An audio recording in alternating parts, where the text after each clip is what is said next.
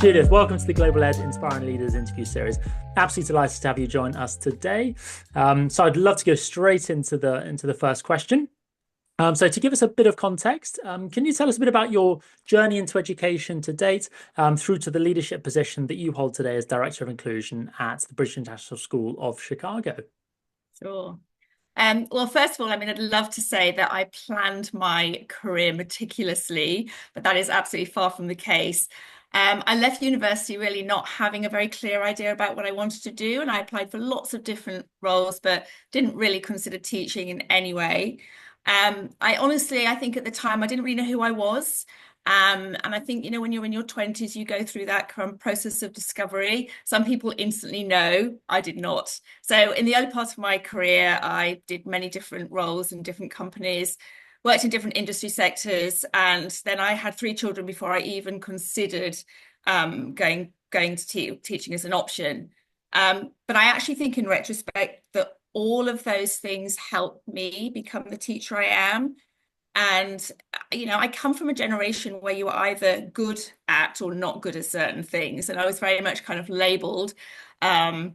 And I think those labels tend to stick to you. I was kind of the academic one who was not very good at sport or practical things because our family's not like that. And I just didn't really have any idea about growth mindset, for example, kind of the fact that your self-identity could evolve through those changes in life, provided that you had the relevant strategies and the encouragement around you and that environment to help you become, your best person.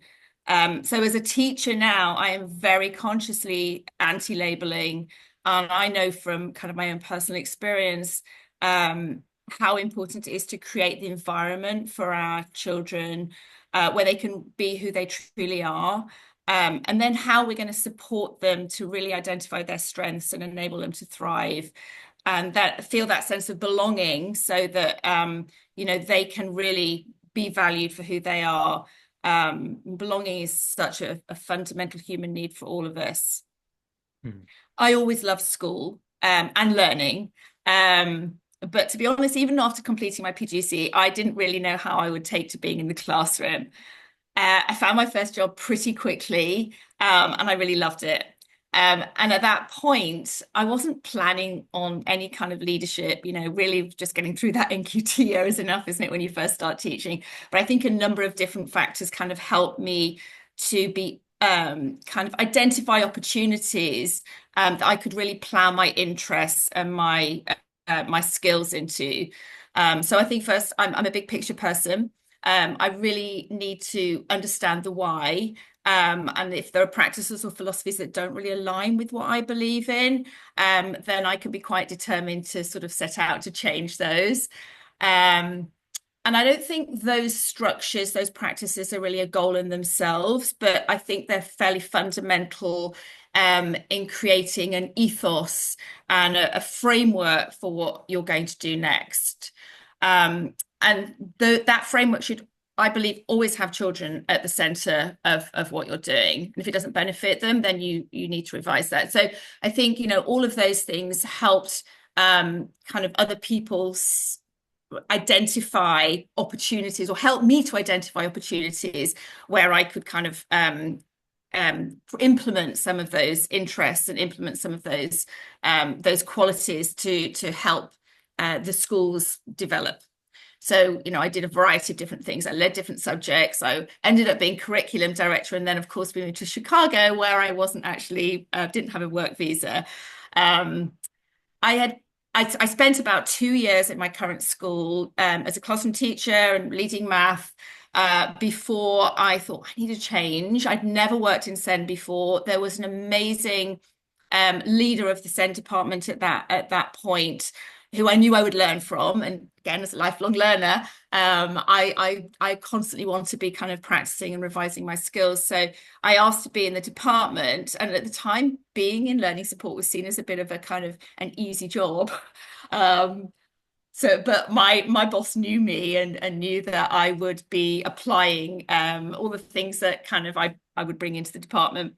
And then when she left a year later, he asked me to consider the role. And I thought to myself, well, I'm not really qualified to do that. He said, you'll learn all of that on the job. We just need somebody who can communicate well with our families and different, all stakeholders really across the school. So I've been doing it now for 5 years. I absolutely love it. And I do think we were talking yesterday actually to some of our parents about resilience. We had it was a wellbeing workshop. And one of the factors within resilience is discovering your motivation in order to be able to set your goals. And I think sometimes people believe that you have this passion and you need to identify your passion really early on, but I think sometimes you can develop that passion through perseverance, through that commitment, through learning more about a position. And I would honestly say that within both of my teams, all of the team members very much feel like that. They come in and the more we learn about something, the more we want to continue learning and really developing our practice. So yeah, that's been huge. I do feel very lucky to be in a culture that that allows us to have that autonomy to do what's right. We're not confined to prescriptive practices. So we do what we think is right for our children, and we're very supported in that. So I feel very fortunate in having that support around me. Yeah, wow. And just out of interest, in terms of the learning on the job, as you mentioned, without any sort of prior experience, sort of stepping up into that role, how did that how was that process for yourself in terms of learning on the job? Was it about sort of just simply implementing what you sort of heard previously about growth mindset, Yeah, sort of putting that yeah, into practice? yeah. How did you do that? So many things. I mean, I think to start with, and I, 6 years ago now, but it was definitely a little overwhelming. And so I looked at a whole variety of different resources, sort of paid courses and things that I knew that were there is a massive amount out there that's available for free that you don't have to pay for. So there was a lot of kind of webinars investigating all of those resources. I did do the Ina Senko through Middlesex University, which was incredibly helpful in reinforcing what we were doing. So I think by that point, we'd actually embedded a lot of the practices that we felt were going to work. I didn't necessarily follow everything that I'd learned from my previous, because I think you always have to revise your practice anyway. And one of the things I think we're very proud of within our department is that we have embedded a great deal of trust throughout the school. I think in years gone by, teachers shut their classroom doors and they didn't really seek out that collaboration. That was partly probably fear or lack of confidence. They didn't want somebody coming in kind of interfering or judging them. But I think now they really understand that it is a partnership. We are very much collaborating alongside them. We are seeking out information to actually help them. We've just actually instigated a new referral system that we were very nervous about because on the face of it, it's creating it's asking teachers to employ their strategies and interventions more in the classroom as part of their universal design for learning, but actually it's really empowering that practice in the classroom, and they understood that, and that's partly because they do now trust us. They have those good relationships, so they appreciate that we are sitting alongside them on that journey. We have instigated obviously a lot of insets, staff meetings. We've really brought them into the fold. And sometimes you have to be quite creative actually in the way that you do that. I remember going to one of the it was a TES conference, I think, in Birmingham, and somebody was talking about kind of, there's so little time in school to really embed that professional development in the way that you want to. And one of the things she suggested was, I don't know quite, we've called it bathroom breaks or toilet training. So, when you're going to the bathroom, you're in a fairly confined space. So we'll put little kind of infographics on the wall with some nuggets of information that teachers can kind of take away from them. with them. So I think you just have to be very lateral sometimes in the way that you approach things in school. And again, having that freedom and that autonomy to do what is right for your own particular context and your own setting is huge. Yeah, yeah. And just sort of diving a little bit more into the learning environment at BIS Chicago, including a bit about the sort of the student and staff nationality breakdown. If you could speak a bit on that, that would be great. Yeah. So all of it, part of the requirement of our US visas is that our teachers have to be largely trained in the UK national curriculum. And we do modify that again for our context. We also use the IPC, and we have partnerships with Juilliard and MIT, but their background has to be primarily, and their training has to be rooted in the UK national curriculum.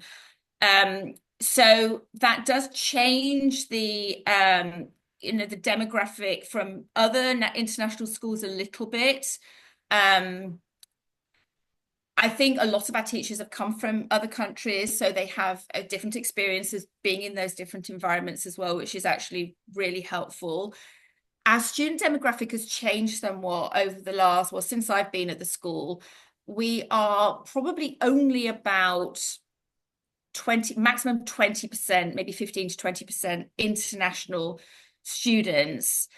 So most of our students have, almost our families have American citizenship, although they might be multilingual, they might have lived in different countries. Their parents may have different heritage as well. So we have a huge kind of and diverse heritage within our demographic, and it feels like very much like an international school. We have a huge international day every year. All the parents run stalls, and they bring their cultural backgrounds and their experiences into the classrooms as well. So although technically the demographic is mostly American, and they've sought out our school for different reasons, it does feel very international. So Yeah. and that has an impact on the curriculum, that has an impact on the way that we approach all aspects of learning, really. Yeah. Yeah. Fantastic. Thank you for that. It's really great to learn a little bit more about the structure of the school, and sort of then looking at your own sort of principles to leadership within that setting and context.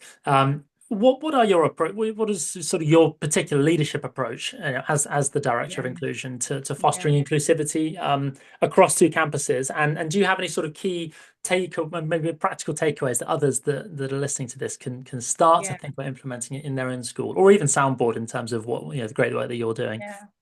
Yeah, definitely. I mean, I think this is definitely an area that I've given a lot of thought to over the years, particularly in moving countries. I've moved across the Atlantic 3 times. I've had children who've been in different schools. They were in American schools here, and I did my master's actually in the States, and that's also kind of helped me to think about what I value in terms of education, and what I think the purpose of education is. And I think overall, I think the purpose of education is to prepare students to go out there into the world and participate in society.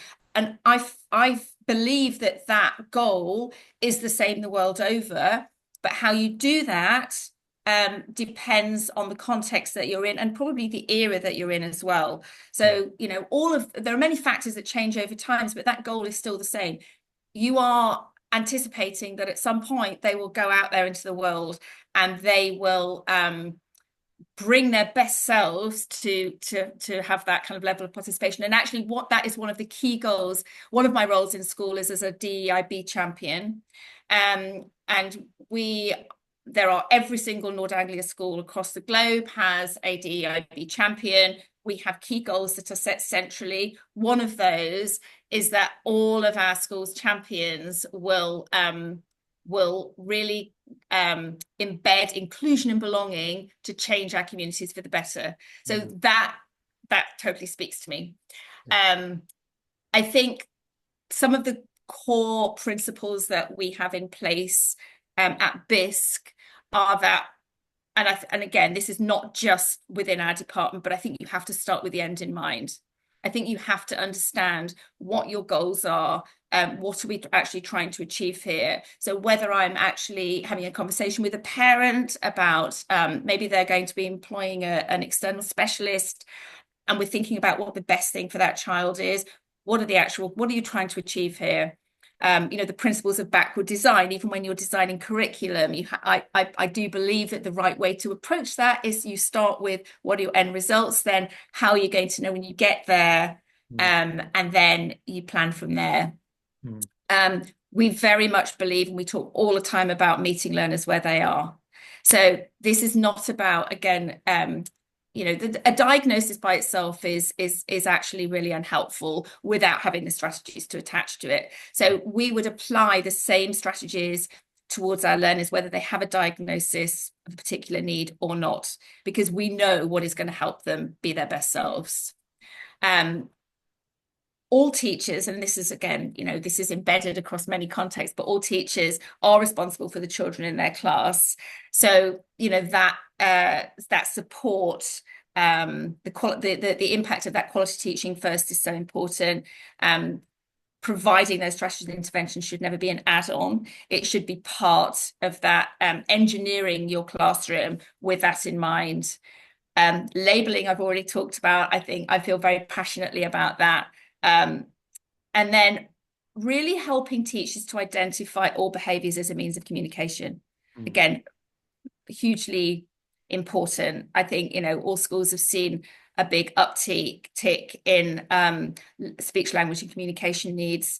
And it's easy sometimes to dismiss those in a very negative way. But our job as adults is to find out what that child is trying to communicate, and then we can address that. And the other thing I really believe in is bringing all stakeholders into the conversation. I think I've been in environments where parents are very much held at the door. They are dismissed somewhat. They are not welcomed into being part of that conversation. Parents for me are our third partner. The students, the parents, we should all be having these conversations because ultimately we all want the same things for the child. We want them to thrive.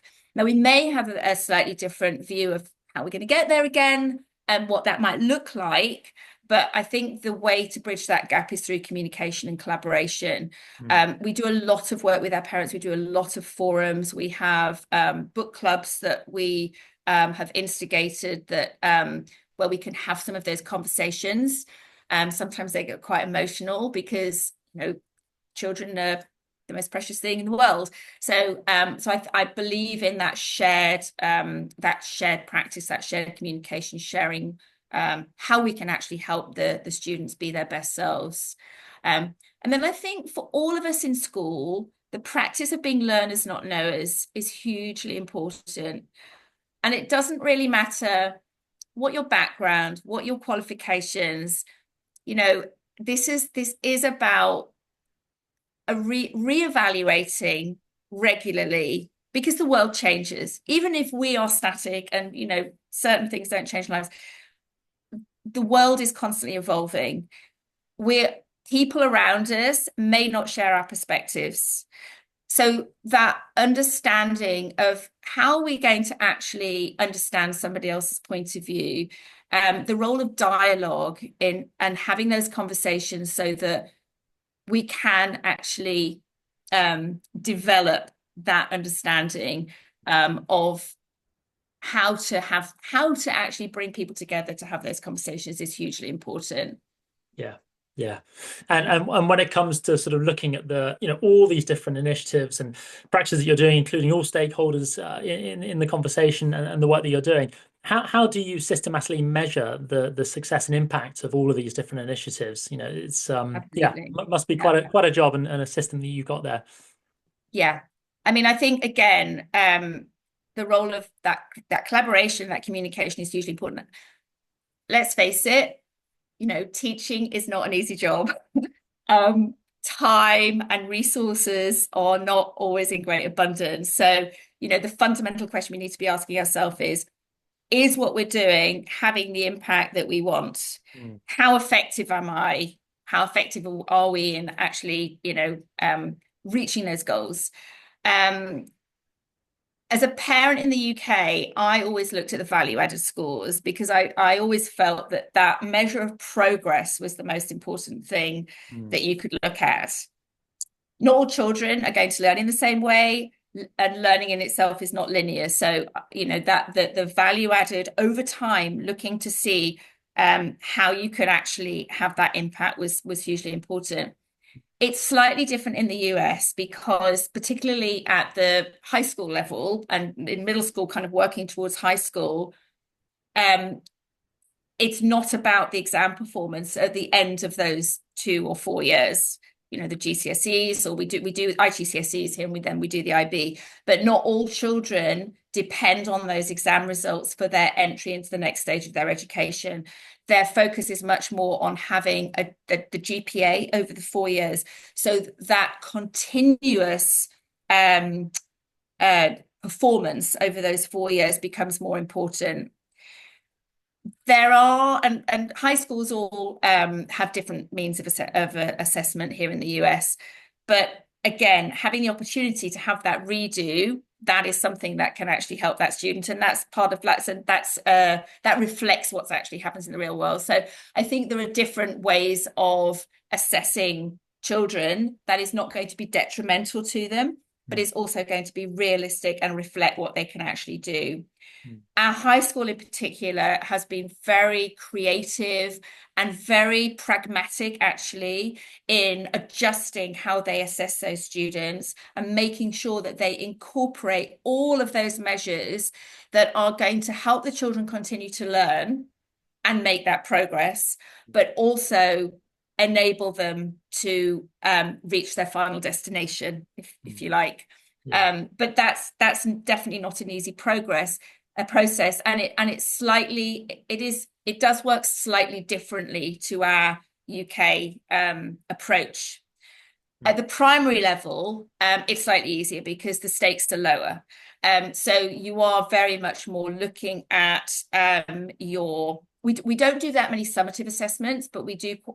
Formative assessment is really everything. So it's understanding, who the children are, building those relationships. Do we really know what they are capable of?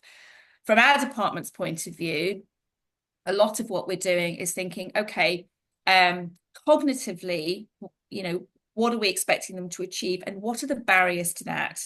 So then putting measures in place in order to help them overcome those barriers. So we do a lot of our own screenings, we do a lot of our own assessments, we do a lot of our own kind of regular check-ins just to do with their basic core skills. And then we sit with the teachers to look at their pupil progress, to really have a very holistic understanding of what that child is able to do at this point in time, and how we're going, what is their next step, how we're going to actually help them to continue to improve. Since I've been at the school, I think we have really made a lot of progress as a whole school, with both campuses actually in that respect. Just that understanding of the different expectations of parents as well. So how we can actually communicate our assessment processes, because this is not something that they have generally been used to. We have 4 measures of assessment across the school. And so, helping them understand what is the difference between a beginning child and an exceeding child takes time. But again, it's that communication, it's that collaboration, it's just really facilitating that understanding and really involving everybody in that process. Yeah. And in terms of your sort of vision for the future around the work of enhancing inclusivity at BISC, more broadly, what sort of do you envision? Are there any sort of thoughts and ideas that you'd like to implement into the future for even maybe looking at staff as well? Yeah, absolutely. So both departments have changed quite a lot since I've been in the schools, and we've definitely had more children coming in with identified and unidentified needs for various reasons. Hopefully we have a reputation for being a very inclusive environment. I think we have. But I think, so for learning support, really, our goal for the future is to further embed adaptive teaching within the classroom. And so this does look slightly different for each campus, but that is a common goal for each of the campuses. And then at the primary level, we really want to continue what we're doing. So to empower teachers and learning assistants to embed the principles of quality teaching first, universal design for learning in the classrooms.